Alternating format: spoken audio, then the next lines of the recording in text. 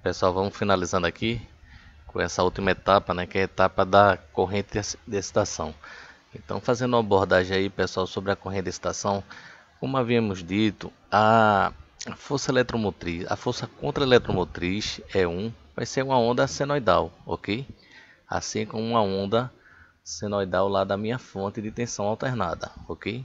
E o nosso fluxo mútuo lá, que vai passar lá no circuito magnético, também ele vai ser uma onda senoidal, assim como aqui está representado, certo? A onda da força contra-eletromotriz senoidal e a onda do fluxo mútuo aqui. Então eu tenho o valor máximo do fluxo, né? E o valor máximo da força contra-eletromotriz, perfeitamente senoidal. Aí se vocês virem aqui, a corrente de excitação é essa forma de onda aqui distorcida, pessoal. Entendeu?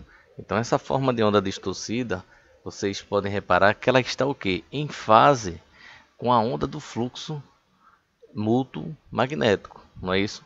Então, a corrente sempre vai estar, a corrente que gerou fluxos, a onda dessa corrente, não importa se está distorcida ou não, sempre vai estar em fase com o fluxo magnético que ela gerar. Isso em qualquer lugar do mundo, ok? Então, pelo fato de ser um circuito indutivo, a gente verifica o quê? Que a corrente que está em fase com fluxo está defasado, pessoal, de 90 graus em relação à força contra-eletromotriz, ok?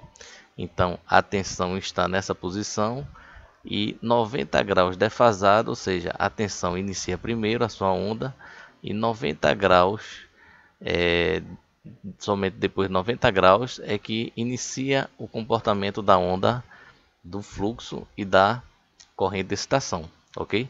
Então aqui a gente já mata duas coisas.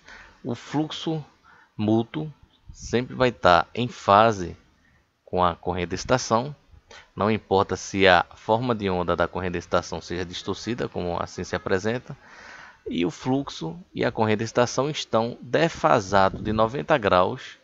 A defasagem daqui para cá corresponde a um ângulo de 90 graus. Aí a pergunta, por que essa corrente, pessoal, a forma de onda da corrente ela é distorcida?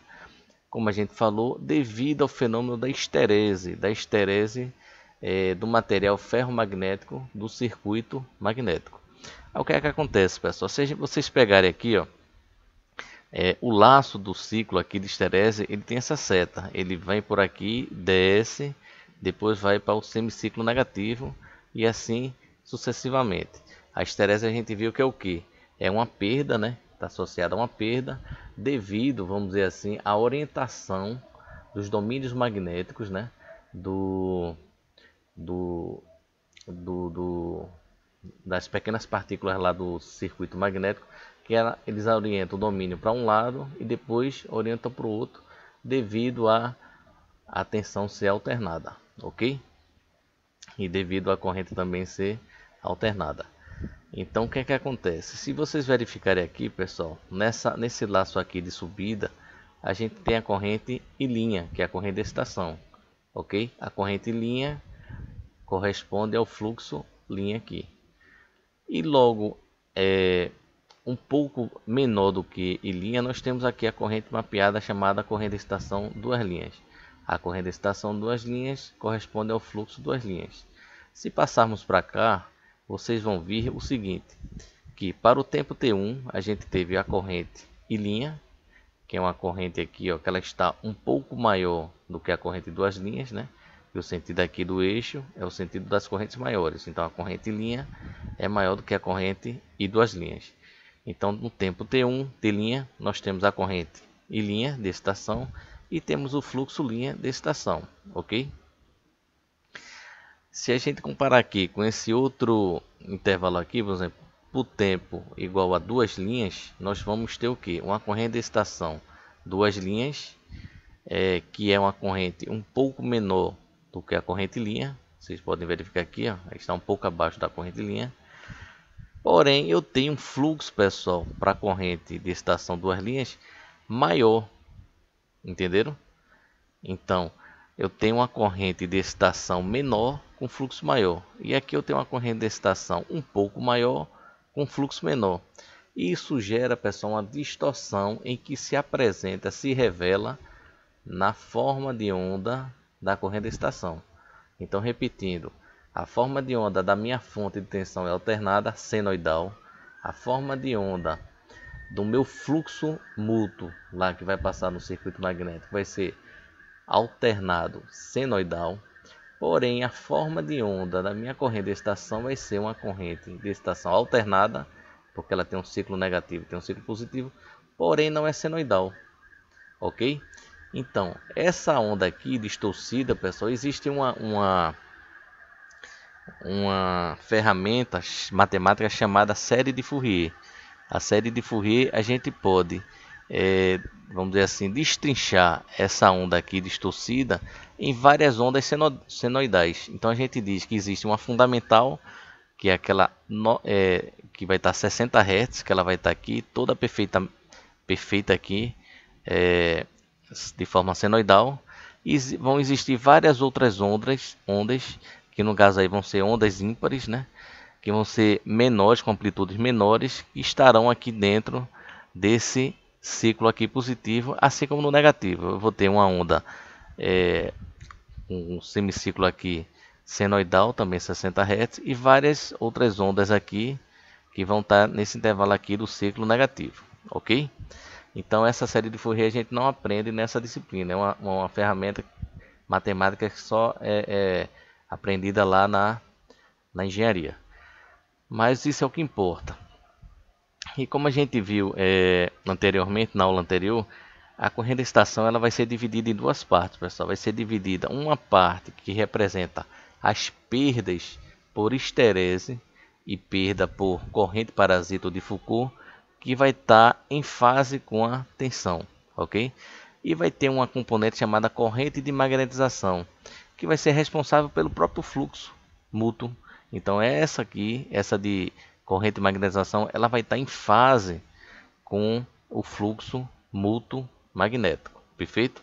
Então a corrente de excitação, ela tem duas componentes, onde a soma fasorial vai dar a corrente de excitação.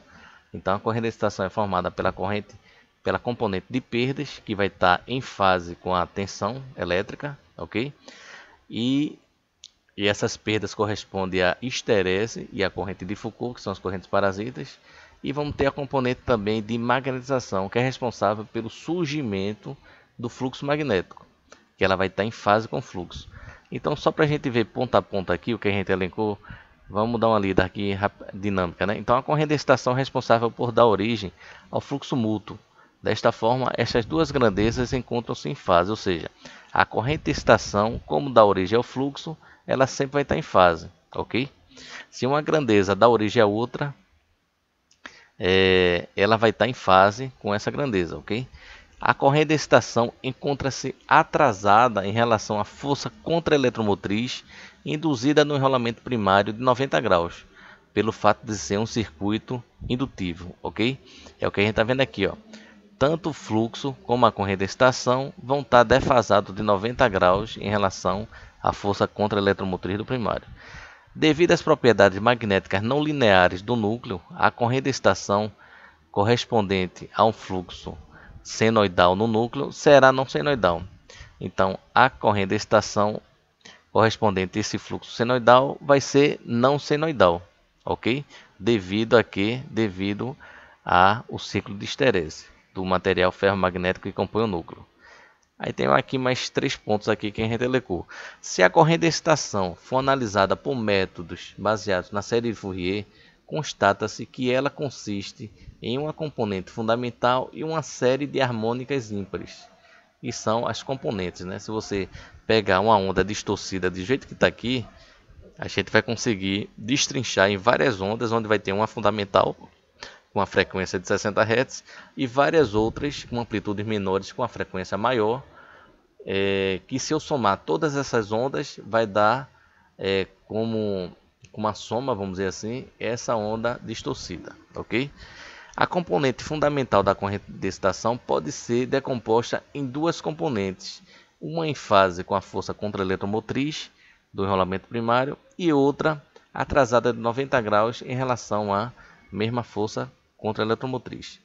Aí vamos falar sobre a componente. A componente em fase com a força contra-eletromotriz do enrolamento primário fornece a potência absorvida no núcleo devido às perdas por esterese e por corrente parasita. É referida como a componente de perdas do núcleo por corrente de excitação. E aqui, ó, a outra componente denominada por corrente de magnetização do núcleo, cuja componente fundamental encontra-se atrasada de 90 graus em relação à força contra-eletromotriz, é responsável pelo fluxo mútuo. Então, essa componente ela vai estar atrasada de 90 graus em relação à força contra-eletromotriz do primário e vai estar em fase com a onda do meu fluxo magnético, que é senoidal, ok? A harmônica principal da corrente de excitação, como a gente falou, vai ter uma fundamental 60 Hz e vai ter várias harmônicas. Então, a principal de todas essas harmônicas corresponde à terceira ordem, que corresponde a 40% da corrente de excitação. Então, o peso maior das correntes harmônicas é a de terceira ordem. E no caso de um transformador de potência comum, a gente pode estabelecer uma regra que de 1 a 2% da corrente à plena carga desse transformador equivale à corrente de excitação. Então, se eu tenho um transformador de 500 kVA, que é ligado em 13.8 kV, tudo trifásico, a gente calcula lá a corrente nominal e pega 2% dessa nominal, vai corresponder ao valor da corrente de excitação, é uma corrente pequena. E dessa corrente de excitação, 40% dela corresponde a uma componente de terceira harmônica. Então, pessoal, é isso aí que a gente tinha que ver. Vamos aguardar as próximas aulas e estamos em contato, ok?